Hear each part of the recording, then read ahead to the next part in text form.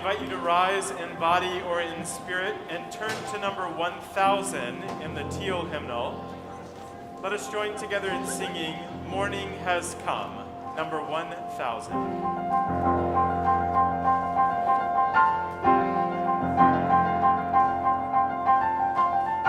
Morning has come, arise and greet the day.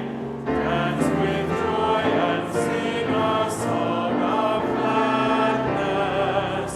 The light of hope here shines upon each face. May it bring faith to guide our journey home.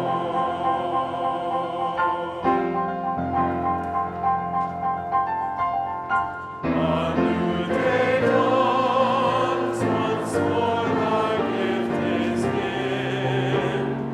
Wonder fills this moment shared together. The light of peace here shines upon each face. May it bring faith to guide our journey home.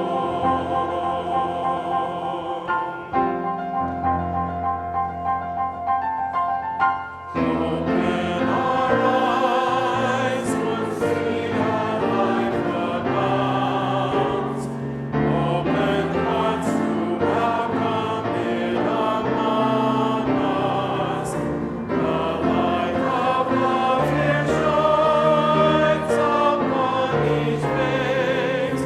May it bring faith to guide our journey home.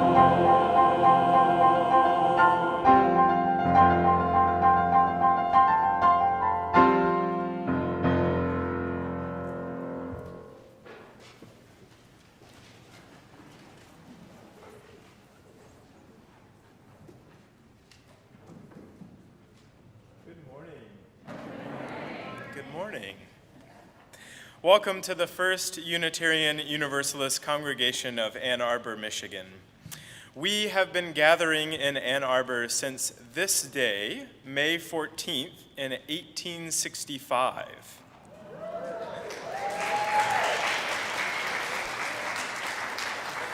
So now, for 158 years, we have been an active liberal religious voice in Southeast Michigan, seeking to make this world a more just and equitable place for all those who live in it.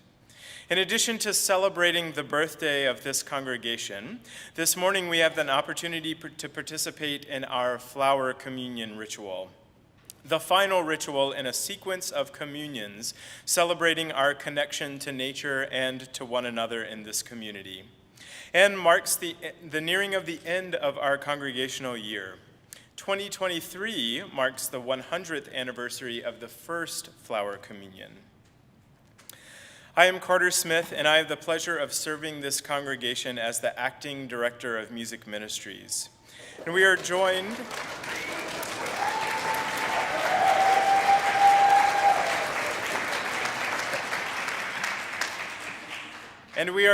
this morning in worship by Reverend Manish Mishra-Marzetti, our senior minister, Reverend Theresa Rohlck, our minister of Pastoral Care, Stella Anderson, our director of spiritual growth and development, Allison Halerz, our Pianist-in-Residence, Mike Halerz, our technology consultant, Kevin Werner, a member of our lay worship leaders program, the mighty Chalice Singers, who will be joined later in the service by a few members of the Chalice Bells this morning, and all of you. Thank you for trusting us with your time and presence this morning. Oh, and I almost forgot, Kermit the Frog is also here and will play a part in our service this morning. If you're new to this congregation, and you would like to learn more about our community, please join us for a newcomer welcome directly following the service in the Jackson Chapel, which is located just past the social hall on your right as you exit the sanctuary through these double doors. There you'll have a chance to meet with staff and other congregants, ask questions, and get more deeply connected with our community. If you're joining us via live stream, we hope that you'll take a moment to introduce yourself in the chat so we can greet you. We also encourage you to visit our website and take our newcomer survey at uuaa.org/newcomer survey. This will help us stay in touch with you and share information about upcoming events and services. So whether you are new to this congregation or have been attending for a good portion of the 158 years, please mark your calendars for our May Friday Fun Night, which will take place this coming Friday, May 19th at 6 p.m. After breakfast for dinner and crafts, our music ambassadors will help facilitate an evening of karaoke. All ages are welcomed and encouraged to participate. Today is the last day to register for the event, so get those registrations in ASAP. If you'd like more information, please see the weekly newsletter or the music ambassadors table in the social hall following the service. We hope to see you this coming Friday. It is a busy time in the life of this congregation and in our lives outside of the congregation. Spring has come, and with it the joy of being outside in nature, running, swimming, gardening, taking long walks. School semesters have ended or are winding down, and with that comes excitement, graduation, celebration, or perhaps anxiety and worry. This morning we pause. We pause to come together and celebrate the beauty found in nature at this time of year. Today we also honor Mother's Day, a day that can bring excitement and celebration, or perhaps anxiety, worry, or sadness. We hold space for all that this day brings.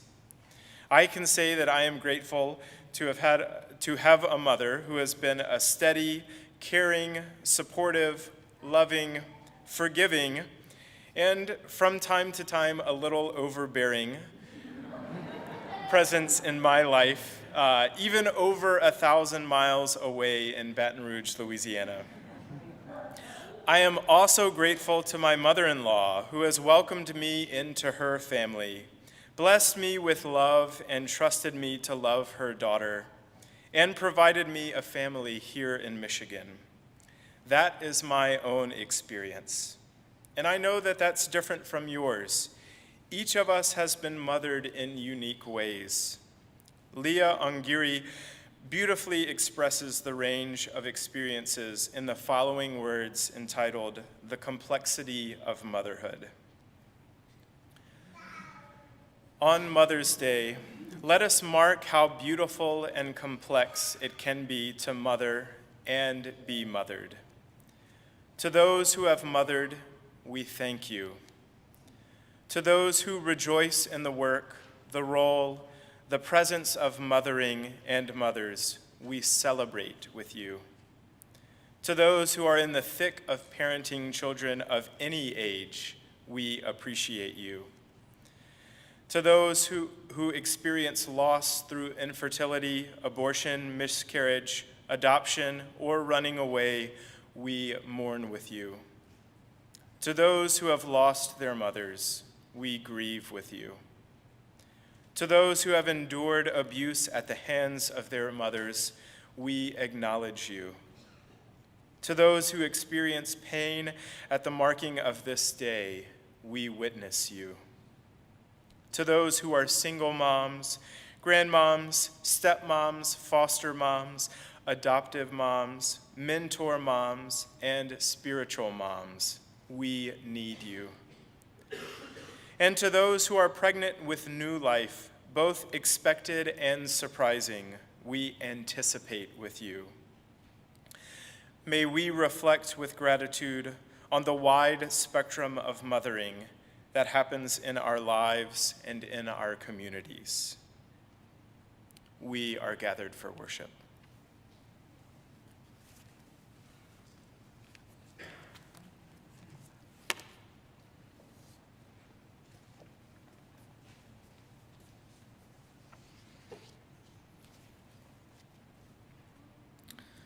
Good morning.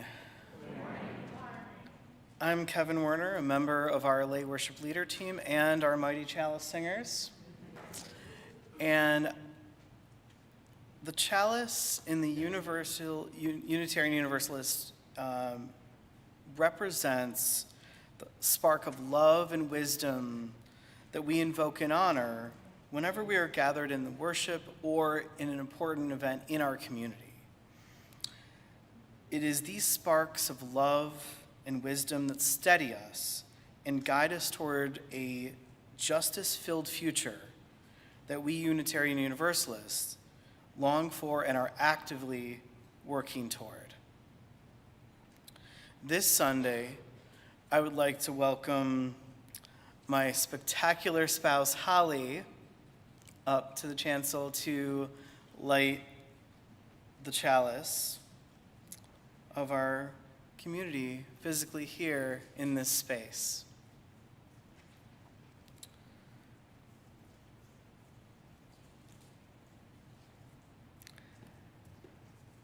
As we light the chalice in this sanctuary this morning, we invite our online audience, community, to light their chalice at home or wherever you may be at this moment. As you do so, feel free to share in the chat where you are lighting your chalice or candle. Is it just down the street or in another country? Either way, we welcome you. In this spirit of community, let us now join together in these familiar words as the chalice is lit. We light this chalice for the true light of truth. We light this chalice for the warmth of love. We light this chalice for the energy of action. We light this chalice for the harmony of peace. Thank you. Thank you, Hawley. And I'm pleased and grateful to have not only my mother, but my mother-in-law here with me now as well. Another way we are reminded of our commitment to compassion, or our companion, to work with one another towards a future shaped by the hands of justice, is by the words of our community's covenant. Please join me now as we say the words of our covenant together. Spirit of this church is love, and service is its law. This is our covenant with each other, to dwell together in peace, to search for truth and love, and to help one another. Thank you.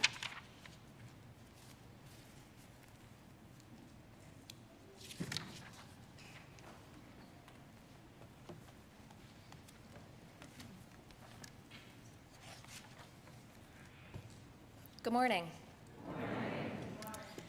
Today is a special day, and not just because we are celebrating 100 years of our flower communion ritual and Mother's Day, but also because, to quote Dwight Schrute from The Office, it is our birthday.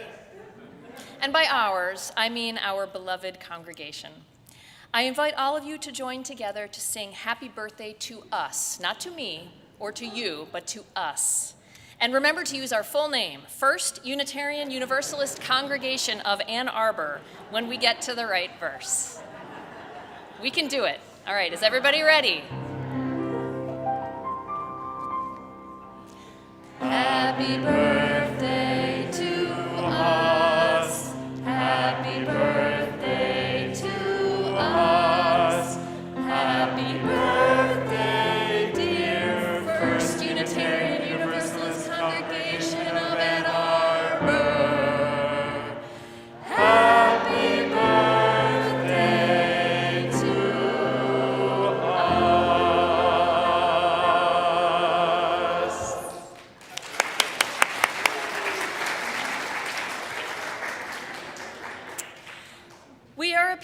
of love and action. We are a people of compassion and community, and we are a people of resistance. Our history as a faith tradition is rich with moments when we stood up against injustice, oppression, and violence. Our story for all ages this morning is a celebration of quiet, creative resistance, proving that even small acts of defiance against the powers that be can make a big difference. Rue and the Great Race, written and illustrated by Fong.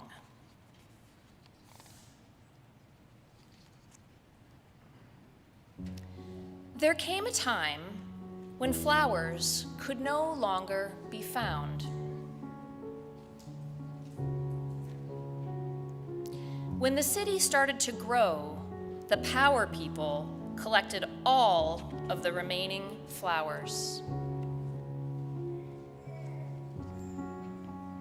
and kept them for themselves.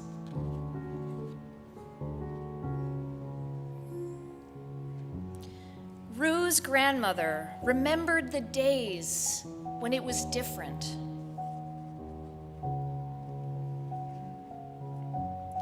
Every night, Grandma talked about flowers.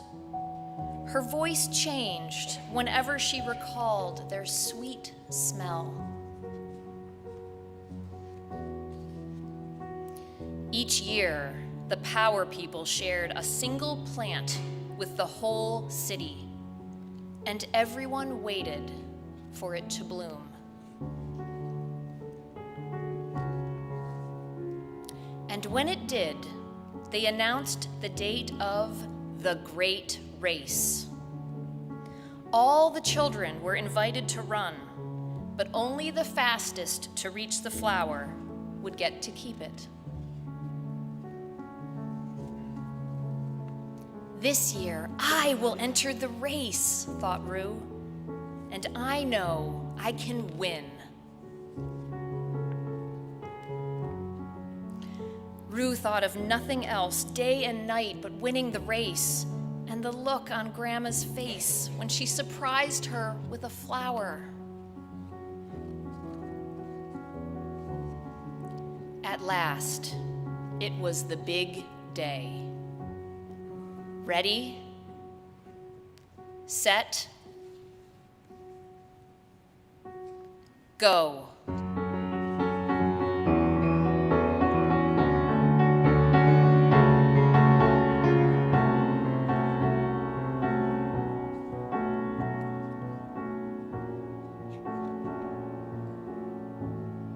Is there anything left?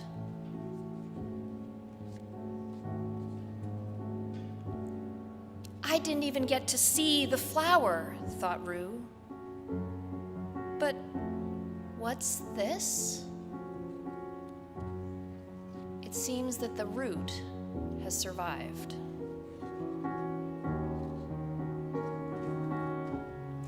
The next year, Rue decided not to run in the Great Race.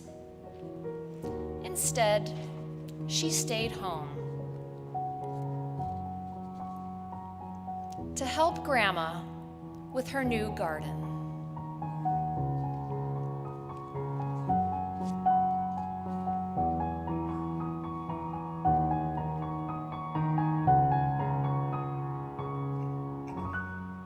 The end.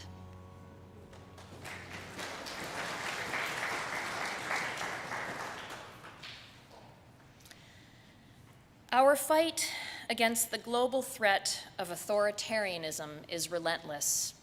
The fact that we can even find a dystopian children's book tells us that we are very deep in this battle. Until recently, I think many of us took our own democracy for granted. My parents were both graduate students in Russian studies at the University of Michigan, and they lived in the Soviet Union for a few years in the 1970s under a student exchange program in the midst of the Cold War. I remember asking my dad what it was like to live under that oppressive regime when scarcity and surveillance ruled. He spoke about empty shelves in stores, restaurants with only a couple items available, constant worries about basic goods and services, and this unsettling knowledge that the government was always watching. I wondered where the average Russian found joy in an existence defined by hardship, and his answer has always stuck with me. Fresh cut flowers. My parents and their Russian friends didn't have much, but they had flowers, grown and nurtured lovingly within their communities, to remind them that the world is full of beauty. The power people in our story and in our world, they exert control in every way that they can. But if we've learned anything from history and from our UU history, it's that people will always seek out joy and beauty and community. This is what flower communion means to me. Rue and her grandmother opt out of the annual Great Race, and instead they begin a new tradition, the annual Great Share. Let us all share in the joy and beauty of our beloved community. There are many ways that we can be present to one another. We give of our time and energy, we offer care and compassion, we teach and learn together, and through it all, we commit to a life guided by love. And another way that we affirm this commitment is through the spiritual practice of our offering. There are many ways to give. You can drop cash or checks in the collection baskets as they pass through the rows, and for those that prefer a digital option, you can text UUAA to 73256, or you can go to uuaa.org/giving. However you choose to give, thank you for your generosity.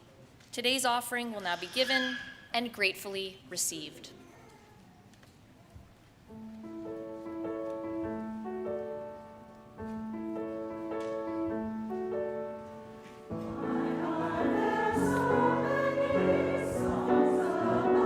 Rainbows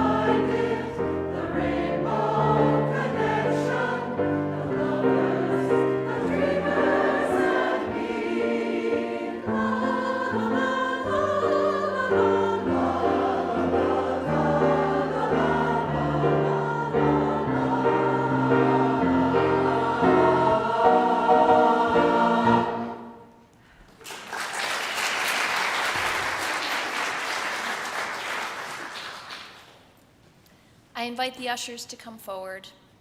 And as they do, I invite you to rise in body or spirit, wherever you may be, and say with me the words of dedication.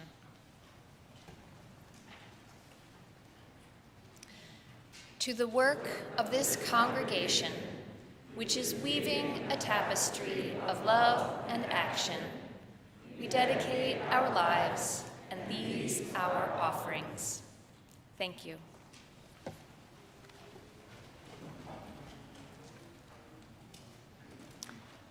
So, as we have heard, today is Flower Communion Sunday. And I'm wondering if any of the kids remember hearing how long we've been doing flower communions. How many years? Anyone remember? Anyone else remember? 100 years. Yes, Reverend Chapek. That's a name I want you to try and remember, okay? Reverend Chapek created this ritual 100 years ago in what was then Czechoslovakia. And he created the ritual so that he could bring together all the members of his congregation. So if we think about what is a ritual, right? It's something that we do repeatedly, and it usually has some special significance or meaning. And the ritual often has words or actions that we do that have some special meaning. Okay, again, kids, can you think of anything we've done today that is a ritual already? I'm going to give you a hint.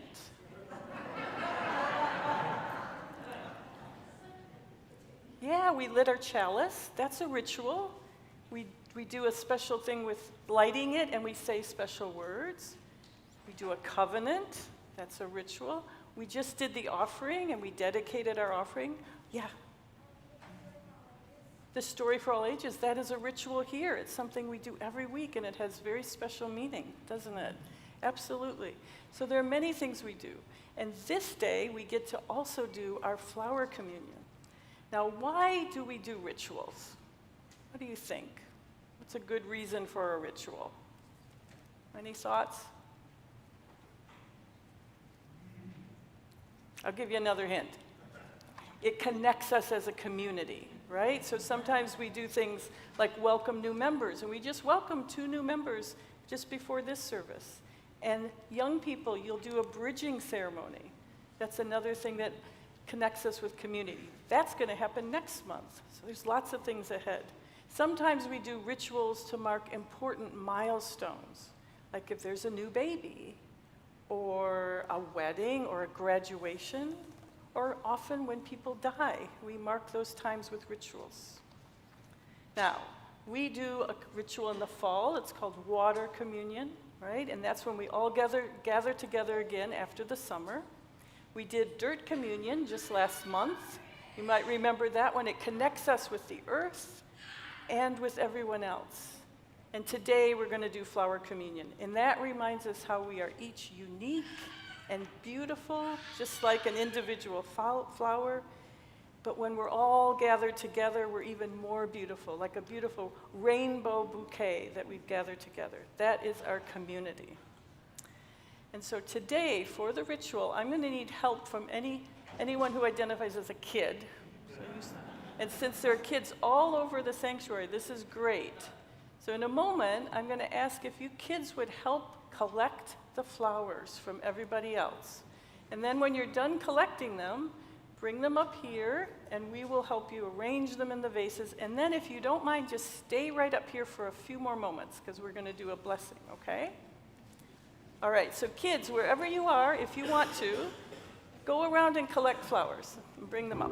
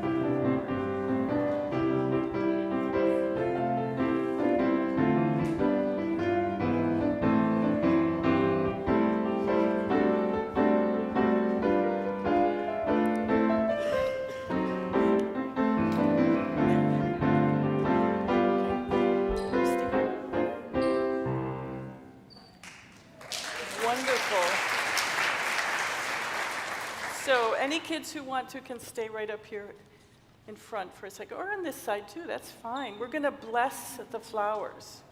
Now, do you remember the name of the minister who started this? Reverend Chapek, right?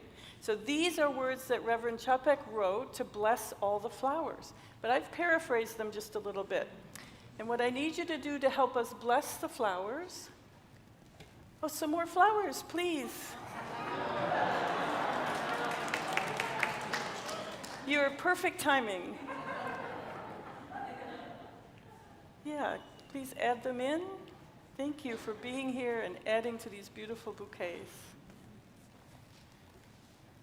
We were just going to bless the flowers and to do a flower blessing, and you all can join us too, but kids especially, if you would hold your hands out to bless the flowers in some way that kind of sends your energy and your spirit towards the flowers, and you all can help with this. So these are words that Reverend Chapek wrote. Here we go. Spirit of life, we ask your blessing on these flowers that remind us of connection and love. May they remind us that even though we have many different gifts and we each have different things we know, we are still one community that tries to live up to being the best we can. May they also remind us that friendship is important, that we work together and share as we are able. May we know that friendship is a very special gift. May we not be discouraged if someone else can do things we can't. Don't let that change our relationship. May we realize that whatever we can do, whether it's something big or something small, we need everyone's contribution to work for peace and justice in the world. Amen. Amen. Thank you all so much for the blessing and for helping collect.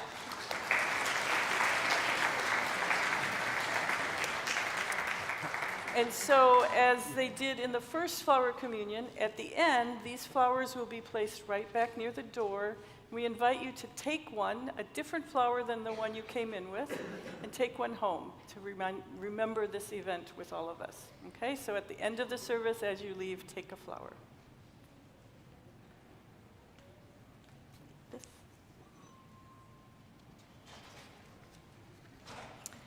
Now, in a moment, the choir is going to sing a very beautiful piece called The Singing Heart. The words of the song say that when we sing together, our voices and hearts become one. Just like all the individual flowers become one giant bouquet, our individual songs become one bigger song for peace and unity. So as you're listening, see if you can hear the choir sing those words. Okay? A song for peace and unity. In addition to the singers, there are hand chimes that are going to play. This is a hand chime, and here's what it sounds like, okay? Listen. Now, the piece starts when the hand chimes play. Now, they don't play all the time, so you're going to have to listen very carefully, especially at the end of the piece when it gets very quiet. So, I'm going to invite you to close your eyes. If you feel comfortable doing so, close your eyes for a few moments, take a few breaths, and if you can keep your eyes closed until you hear the hand chimes play, that's when the piece will start. And while you have your eyes closed, take a few breaths and think about what makes your heart sing today.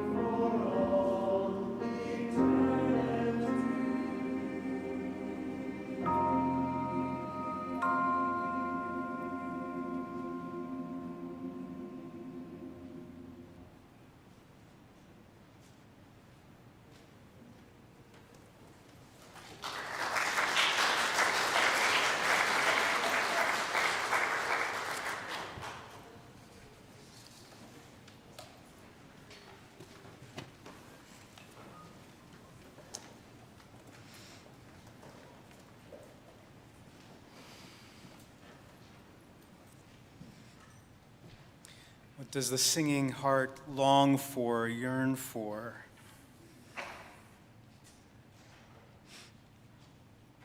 How does it help us bring love and caring alive through its energy, through its voice? It's a beautiful, soulful image. It's one that I find and have always connected to at the beginning of the Muppet movie from 1979, 1980, thereabouts. Gosh, I was younger than my children are now.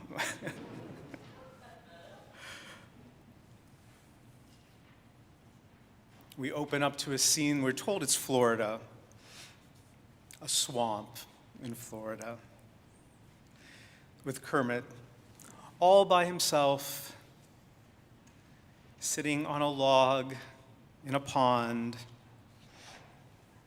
singing to himself.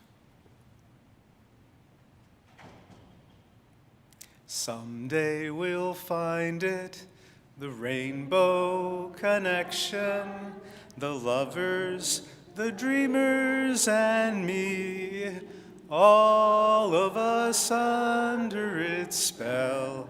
You know that it's probably magic.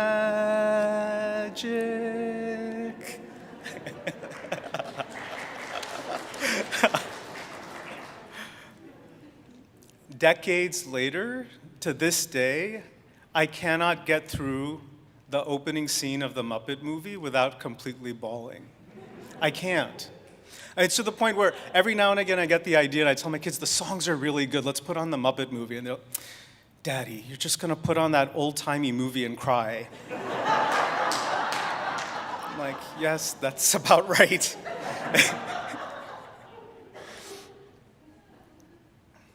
What gets to me is that soulful longing in solitude, all by himself, but the heart finding a way to sing it out and put it out into the universe. We learn that on the surface, Kermit's yearning for, longing for his sense of purpose in the world, his meaning. He wants to go from Florida to Hollywood and enter the entertainment industry. But then we learn as the journey unfolds, as life unfolds, there was another longing and yearning as well, one that he probably wasn't as conscious to. What happens in that journey?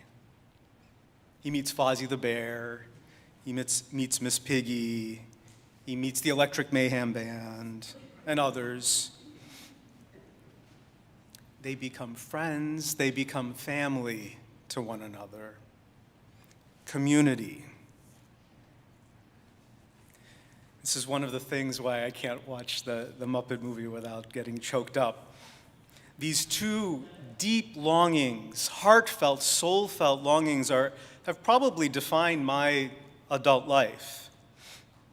The longing for discovering, finding a way to live into your purpose, your sense of deeper meaning in this human existence has been a deep one in me, a deep calling in me. And side by side is somebody who didn't quite have the depth of heartfelt connection in my family of origin. The seeds were there, just not the depth of it that my heart yearned for, longed for, needed. Wanting to find that experience with others. Friendship, family of choice, community. Those two soul-felt longings have guided my adult journey. Perhaps yours as well. And look at the image and symbolism we're given that bring alive the depth and meaning of those longings. The image of a rainbow, something grand, something not of individual human creation, a gift of beauty from the universe. The song gives us the word magic, magical. When we're able to be in touch with those soul-felt longings, the longing to be in touch with who we really are and bring that alive, the longing for connection, meaningful depth of connection with others. When we find it, something magical is happening, something as beautiful, as vivid, as remarkable and extraordinary as a rainbow.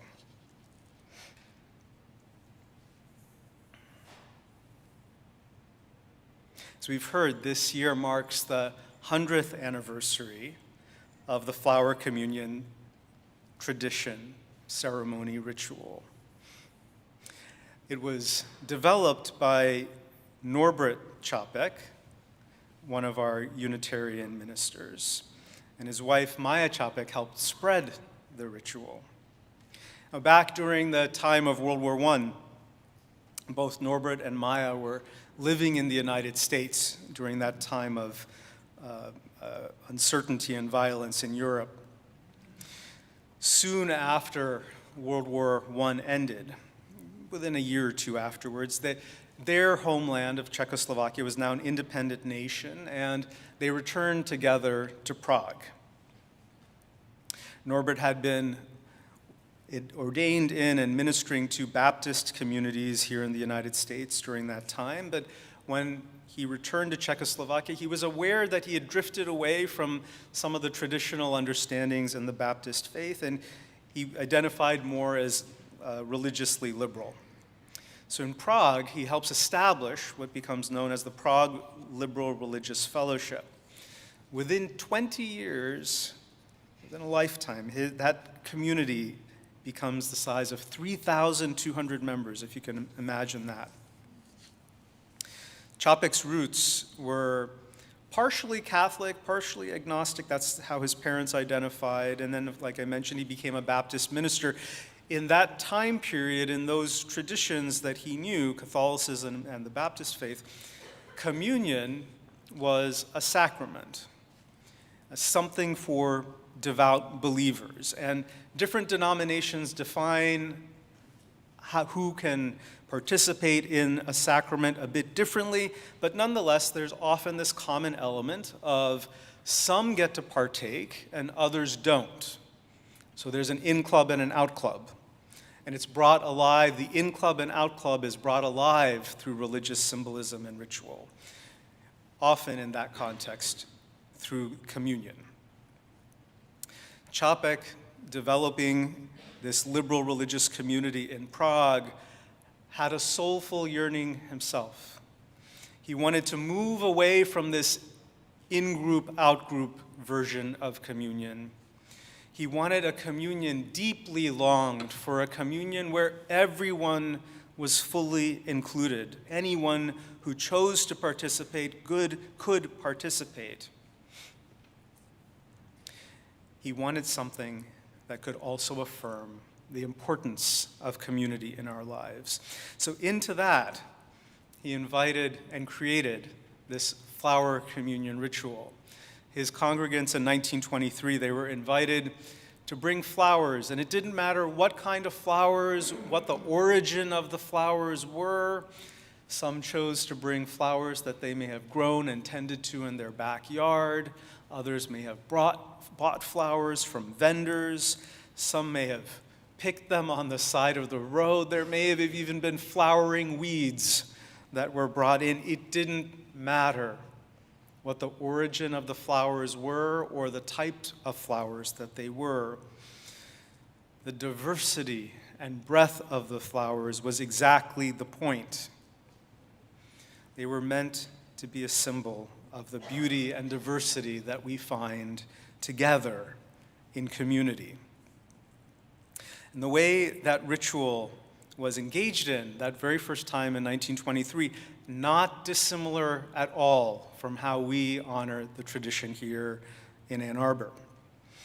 The flowers are brought in from, congregants bring them in from various sources. They are collected, the children help collect them and arrange them. That's exactly what happened in 1923. When you leave, you take a flower on your way as you go home. The only rule is a simple one. You don't take the flower or flowers you brought with you, any other flower at all. And it's a symbol and a representation of the beauty of life and life experiences that somebody else brought to community. Take a piece of that, of some other part of the community back home with you as a reminder that you are connected through bonds of affection, through bonds of beauty with one another. Think of our Time for All Ages today, Rue and the Great Race. By the end of the story, rather than the flowers being this finite commodity that is hoarded, we arrive at a great share where flowers are being freely given away to everyone. Such is the symbolism of our flower communion ritual as well. Freely available to all, the gift of caring and connection in community.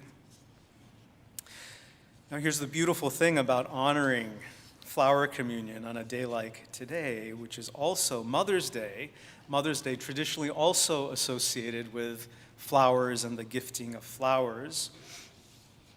We have a particular Unitarian forebearer, Unitarian ancestor, who contributed directly to the creation of Mother's Day as a holiday. You know who that is. If anybody knows, you can shout it out. If you're streaming, you can put it in the chat. Who's the Unitarian ancestor who helped contribute to the creation of Mother's Day?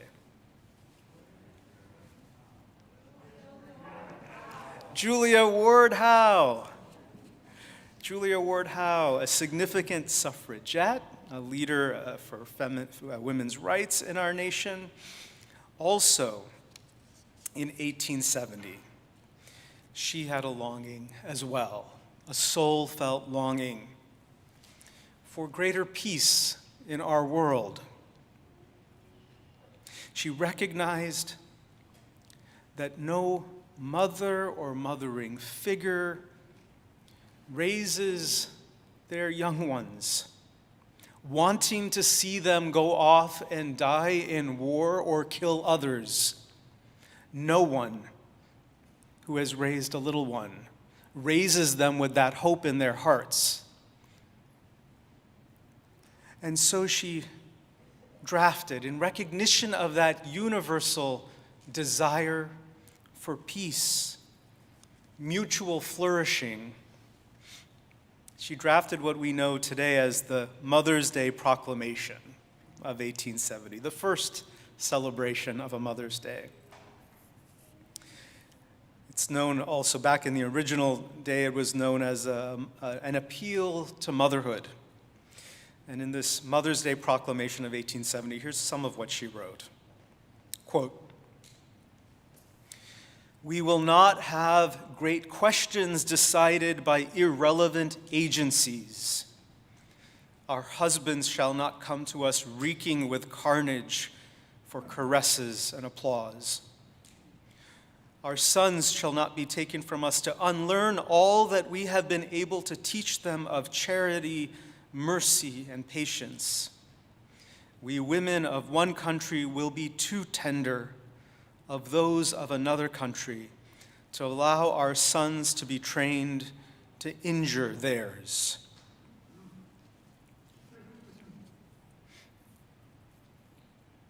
Ponder in your heart the imagery and symbolism of our flower communion. Diverse experiences, diverse expressions of life, not dominating one another, not competing for superiority, who's right or who's wrong, but the differences helping create the contrast that allows us to notice the beauty of the individual flowers. It is precisely because of the difference, the contrast, that we appreciate a bouquet. Difference need not be something that tear us down, that drive us to hate one another or at worst kill and fight one another. Notice this. Julia Ward Howe's longing for peace. Finding symbolic expression in Chapek's ritual. Finding expression, yet again, in Kermit the Frog's longing for connection, for community, for meaning and purpose. This is what it means to be human. Not just tolerating or merely accepting our differences one to another, but intentionally reminding ourselves that each and every one of us is life expressing itself, beauty incarnate. Each of us practicing how to sing, how to dance, how to play together in harmony. May it always be so.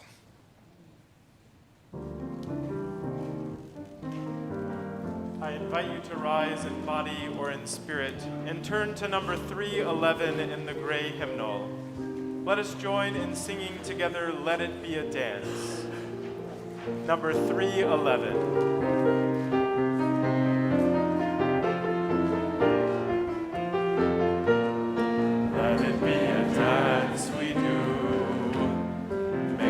This dance with you through the good times and the bad times too.